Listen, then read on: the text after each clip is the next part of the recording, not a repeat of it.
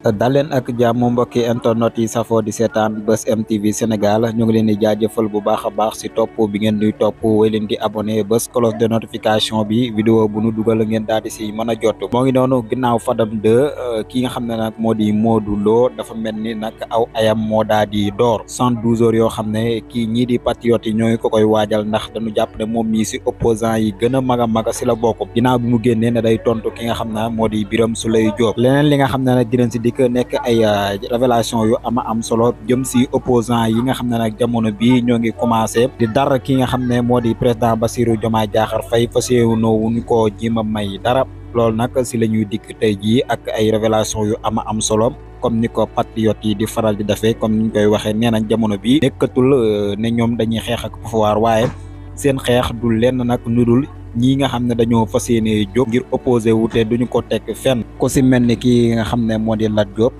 ginnaaw ba mu dawee génn réewum Sénégal ak kaddu yu ñaaw yi nga xam ne daan na ko yàgg di wax si ki nga xam ne moo di président Ousmane Sonko moom Lat Diop ñu daal di gis ab photo sax mu daal di ànd ak ki nga xam ne moo di maire bu Dakar Barthélémy Dias mi nga xam ne patriote yi jamono bi dañoo jàpp ne si ñi gën a opposé kii di président Bassirou Diomaye Diakhar Faye si lay bokk moom mi boobu ba léegi kenn déggu ko kenn gisagu ko mu daal di àddu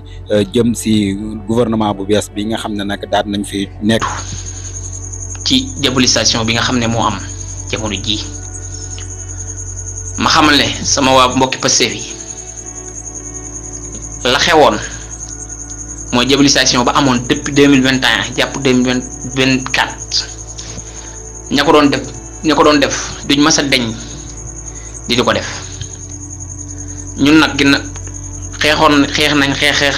ñu rey ci ñun tëj ci ñun lu mat 2 junniy nit rey lu toll ci 80 personnes xeex boobu buñ ko mës a bàyyi nañ taxaw défendre réew mii di Sénégal ndax xeex nañ ba jël réew mi liggéey bi nga xam moom li dig sénégalais ba sénégalais yépp fekk suñu ci ngal la nañ taxaw ba liggéey bi ginnaaw bu yàlla jàlle kenn du ko tee réussir loolu nag niñ koy defee mooy ñaar ñii di son excellence président Bassirou Diomaye Diakhar Faye ak premier ministre Ousmane Sonko ñu taxaw ci seen ginnaaw jàppale leen ndax noon yi ñu ngi ci ñoom ba léegi toujours liñ mën a yàq ñu ngi ko yàq ndax réew mi fii ñu jële réew mi il faut ñu taxaw défendre leen ci tous les côtés taxaw ci seen kanam taxaw ci seen ginnaaw taxaw seen ndeyjoor taxaw seen càmmooñ taxaw te mu tiim leen nag ci défendre leen ci yàqkat yi ak diabolisation ñiy diabolisé ak comme man doon rek ndax réew mi fi ñu ko jëlee metti na trop réew mi amul lenn lu fi metti bàyyi lu baax foo dugg boo xoolee ne foofaa gën a yéesat ci bon contrat yu bon amu fi yu baax amu fi contrat yu baax amu fi yu bon kese fi am xaalis amu fi tonti waxuñu ñoom taxuñu wax ko waaye ku am xel di xalaat du ceegi ne luñ la waxut doo ko xam li Macky bëggee dem fexe na ba mboolem bu état bi doon fay ay salaire 100 mu fexe ba renforcer ko gën a renforcer poste yépp dugal ci ay nit ngir rek régime bi ñëw bees na am problème salaire ci mois yii nii loolu lépp def ko ngir bon kese moo waral mu def ko waaye nag yàlla moom boo ko ñaanee ba may la du la may benn mukk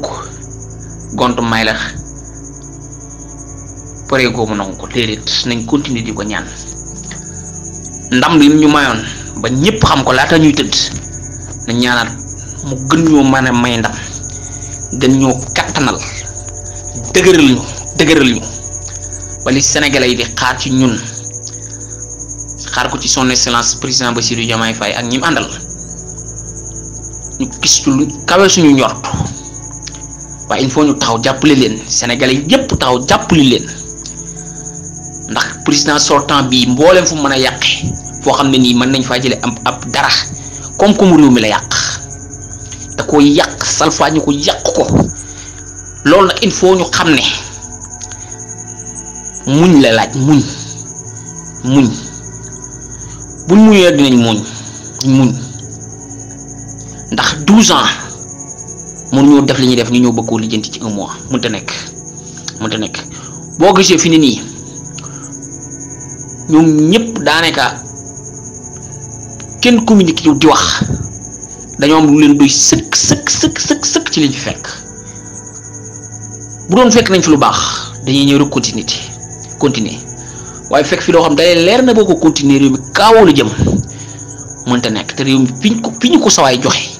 réew mi kaaw la ko yóbbu dara baaxatu ci réew mi xam na rek na nit ñi il faut nit ñi taxaw ci seen ginnaaw jatu ñëpp sénégalais yëpp jatu taxaw muñ bu ko defee yàlla dinañu defal ndam. débat boobu dafay na waa boor bee la rek ñoom moom xam naa maanaam dañoo bëgg a opposé wu te xamuñu fu ñu jaar ba opposé wu li ma leen di faral di wax rek opposant moom day indi argument bu ngeen bëggee dëgg dellusiwaat ci lang gi itam di ngeen indi programme gu leer loolu du diabolisation nit ki moom boo koy diaboliser ba mu dem ba yëg fi mu jëm mu tàmbale nga koy diaboliser ba mu yëg fi mu jëm fi nga doon bañ mu yëg fa boo yeboo rek xoolaat beneen boor bu dul bii nga jël te it comme li nga wax ci sa audio bay rek mooy aduna gi moom ñi nga xamante ne bokkuñ ci wala défendre duñ ko ñu neew lañ